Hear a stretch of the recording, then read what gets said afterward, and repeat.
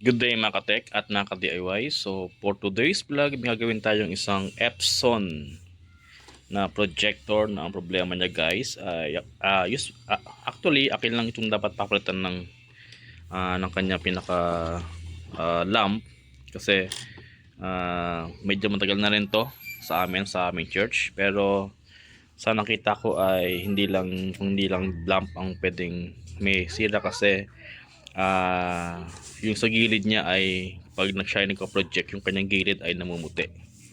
So hopefully ay ito ay sa dumi lang kasi ito ay sobrang tagal na hindi nalilinis o na gagalaw sa loob. Ayan. Okay, nung ito'y binaba may mga alikabok pa dito.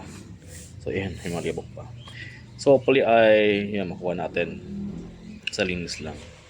So nga pala, bago tayo gumawa niyan, ito lang ay may ginawang isang Samsung na 50 inches, no display pero may sounds, at ito'y ating lang kagagawa ngayon. So ating next naman ay itong projector. So hindi ko lang siya na vlog, pero guys, yan ay tape method lang. So ito guys yung ating i-repair ngayon, o papalitan natin ng lamp.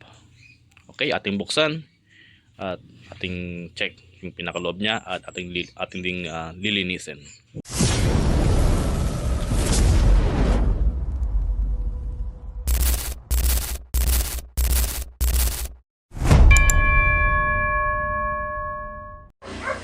So guys, ating buksan.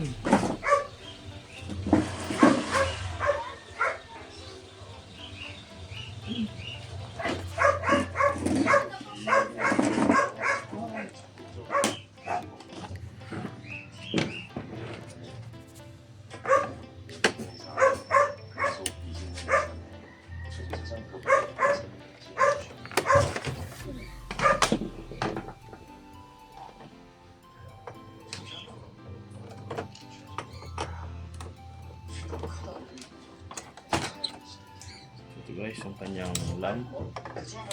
Ito guys yung ating nabili na lamp kung parehas lang. So guys, yung ating in-order na projector lamp para sa ating Epson.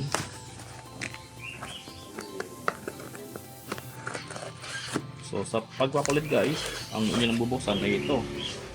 Tapos isasalpak nyo lang. Pero ang ating gagawin guys ay hindi lang pagpapalit kasi dapat ating sabay yung paglilinis. ELP LP88. Same ba? Ang kanyang lamp ay wala nakalagay.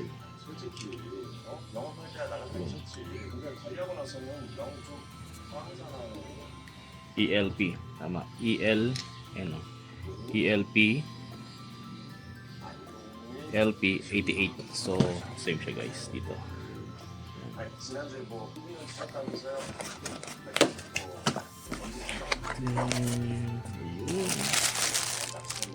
So yun guys. Ayan.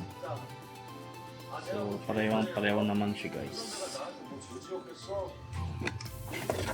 So yung aking ginawang pag-order guys ay kung ano yung model ng projector, yun yung inyong order rin. Ayan. So pareho naman siya. Okay? Pero yun nga, sabi ko ay hindi lang tayo magpapalit, tayo ay maglilinis din ng ating Epson. Grabe, dumi. Okay, hopefully ay ating malinis ng maayos.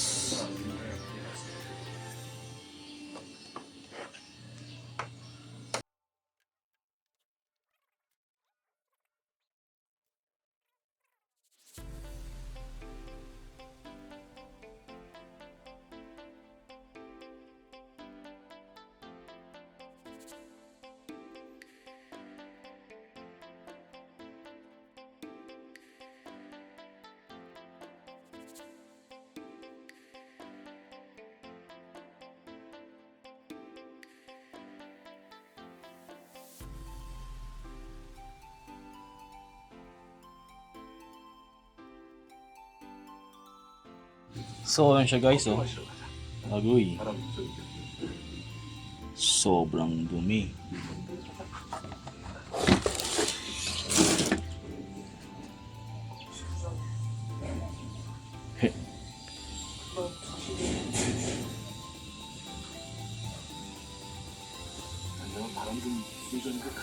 So yun guys, ito yung lalim niya. At atin lang pinull out itong pinaka ito guys yung ating nilinisin. So especially yung mga open contact, yung mga open na space na pwede mag-project kagaya dito, then dito. So, yan ating bubuksan siya. Dito ating nilinisin. Yung ating sprayan to ng guys ng may parang may mga semento. Guys, semento ba yan? O nabuong ano talaga? Nabuong alikabok. Guys, ating bubuksan ito. So yun guys, para matanggal to guys, ay yan, may siyang screw dito. 4 yan. Dalawa dito, saka dalawa dito ng side. So para ma-pull out natin itong pinaka-lens niya. So yun guys, so, kung makita nyo, talagang especially dito.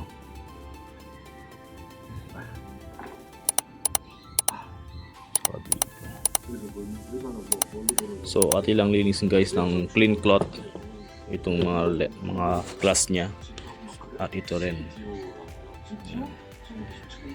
Yung surface ng kanyang glass ay talagang alikabok na, kaya sa picture o sa project niya ay may mga namumuti sa gilid.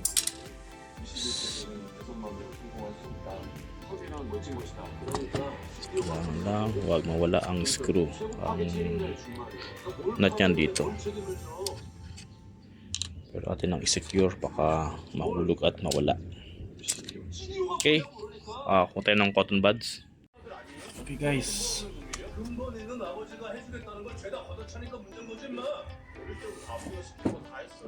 ng cotton buds. Meron tayong alcohol.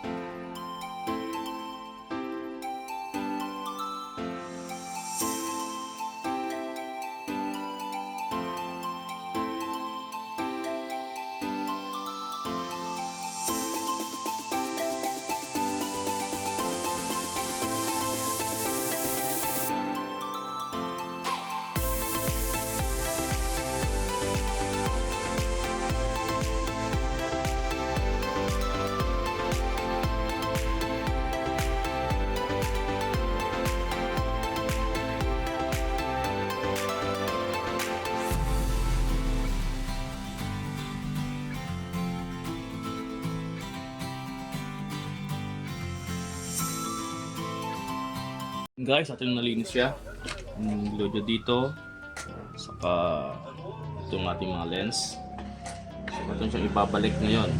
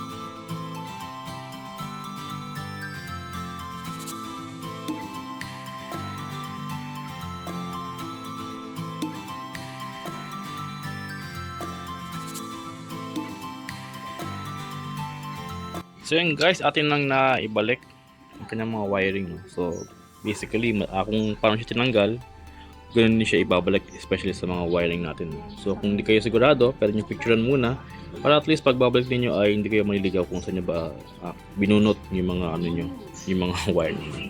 So ito yung guys ay madali lang din. So i-clip nyo lang, ipiprick nyo lang ito, angat nyo lang siya. Ito yung umaangat kaysa, hindi ito, ito. So silain mo na siya, yan, pwede mo siya ma-pull out. So guys, akin na ibabalik lahat, pati takip. And then atin ang i-test kung ano yung outcome ng ating pinaka projector. So yun siya guys. Ayan, so medyo nawala ang kanyang yung white sa gilid niya. Tan. So blue na tayo na. Nakita tayo ng mga blue. Itan, wag tan. Ayan. So yun guys, madumi lang ang ating projector. And ngayon ating i-reset yung kanyang lamp kasi mamaya ating i-reset yung ating lamp kasi nagpalit tayo ng bagong lamp. Okay, mamaya ating yan yung kung paano mag-reset.